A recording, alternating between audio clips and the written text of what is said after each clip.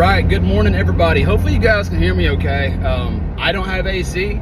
I drive around with my windows down because it's July 17th in Tennessee and it's hot as 5 hells.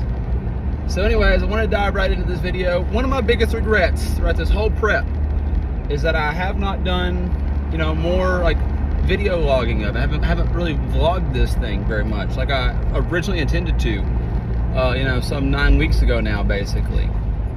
And kind of regret that, kind of don't, not a lot's changed day to day for me. I have changed my training style a little bit. So let's talk about that. The first 6 to 8 weeks, yeah, it really was like the first 8 weeks of it. I did like a modified Mike Mincer style training program. I would do like 1 warm-up set and 2 working sets, very heavy, running in that 8-ish rep range, just kind of testing that out. And that was good at first. I liked it. I think it kept a lot of muscle on me.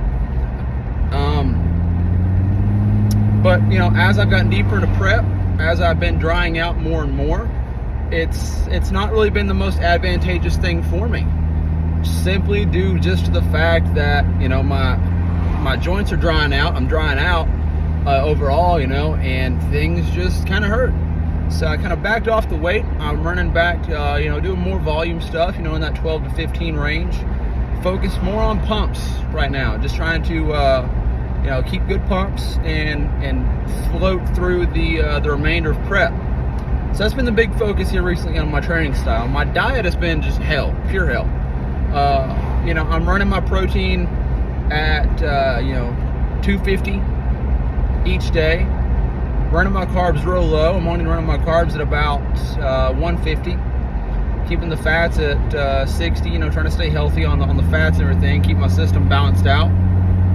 So that's kind of the diet, but it's been like the diet part has been miserable. I've hated that. It's been horrible. And I'm not gonna kind of mince my words and be like, oh, prep's not that bad. No, prep has sucked.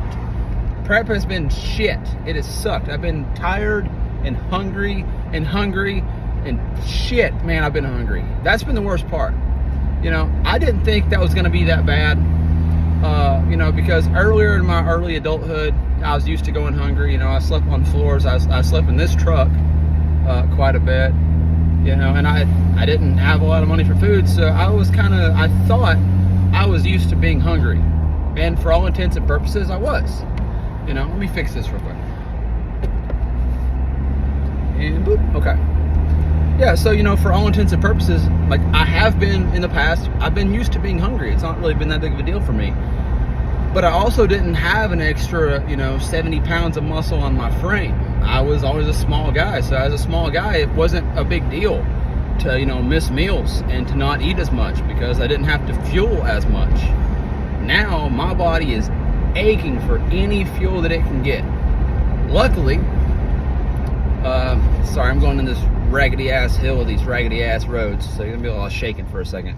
Luckily today was my refeed day. If you know anything about me and how I operate with my diet, again, I've always been the token small guy, and I am a very big advocate of the dirty bulk. I live, breathe, and believe the dirty bulk. I do think you should get plenty of clean food in there. I'm not saying just, eat shit, 24/7, but I'm a fan of the dirty bulk, right? So if I feel in the morning I want to go, get some sausage, egg, and cheese McMuffins from McDonald's, or if I feel like I want to go at lunch and get, a Big Mac with double patties, extra patties, I'm gonna do that. If I want to go to Zaxby's, I'm gonna do that. I'm gonna get those extra calories in by any means possible. And there's a lot of people that disagree with me on that, and that's totally okay. I understand that, your evidence might show that doesn't work, or that your anecdotal experience might show for you that doesn't work. But the dirty bulk has made me who I am. It's put the size on me that I've got, and I'm grateful for the dirty bulk.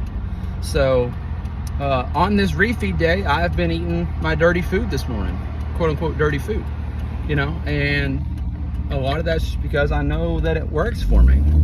So like this morning, I went to McDonald's and I had the steak, egg, and cheese bagel. If you haven't had those, they're phenomenal.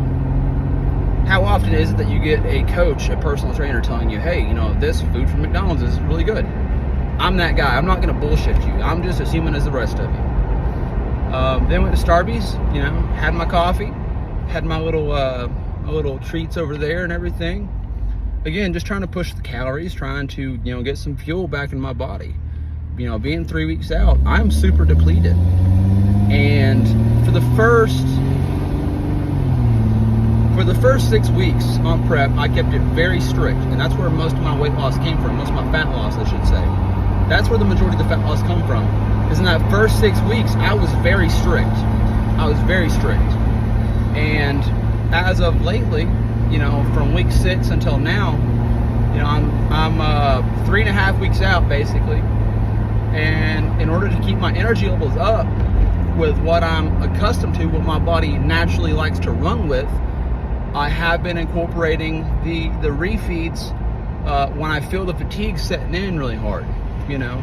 And again, there's people that might argue against that. Oh, that's just a sign that you're actually losing the body fat. That's a sign that, you know, X, Y, Z is going on. And man, for all intents and purposes, again, I know that you are right. I get that. But if I want to operate at my best and actually get the most out of my training, get the most out of my cardio, you know, get the most out of this whole process, you know, I have the, you know, the awareness in my body enough to know when I need to push more food in it, when I can safely take more food out of it. I know how to listen to my body is really what I'm getting at here. I know how to listen to my body. And that's precisely what I've been doing, because, you know, I look at my check-ins from one week to the next, and the fat is consistently coming off. I'm getting leaner every single week. I'm getting new lines every single week. I just keep making improvements. And now, I might not, you know, be the leanest guy or the most conditioned guy out there. I hope I am, you know, but at the same time, I still want to be up on that stage and not look like I've just wasted away all my muscle. Because again, my metabolism is ridiculously high. It is disrespectfully high. So, you know, that's been, I guess, the biggest part of the fight my whole life since I've been trying to put the weight and the size on, is that I've always had to contend against my body for it to do what I need it to do. So I'm not afraid to push a little bit of dirty food, and that's what I'm doing this morning. That's what I'm gonna do on lunch. Yes, you know, I've got my clean food with me. I've got over 6 pounds of chicken sitting right behind me. You know, and again, I'm staying strict, but I'm working at my refeeds strategically. When I feel that surplus of fatigue, when I feel like I'm just absolutely wiped the fuck out, I'm gonna push some calories. And I'm gonna go get a nasty training session and go get some hellacious cardio. Bring me right back down to, you know, deficit level, but on a more fed kind of setup. I'll feel better, I'll perform better, which on stage day is going to translate to I'm going to look better. Anyways, right now I'm headed to my first session of the day. We're going to get this wonderful woman an excellent workout knocked out, and I'll be right back with you guys. Peace.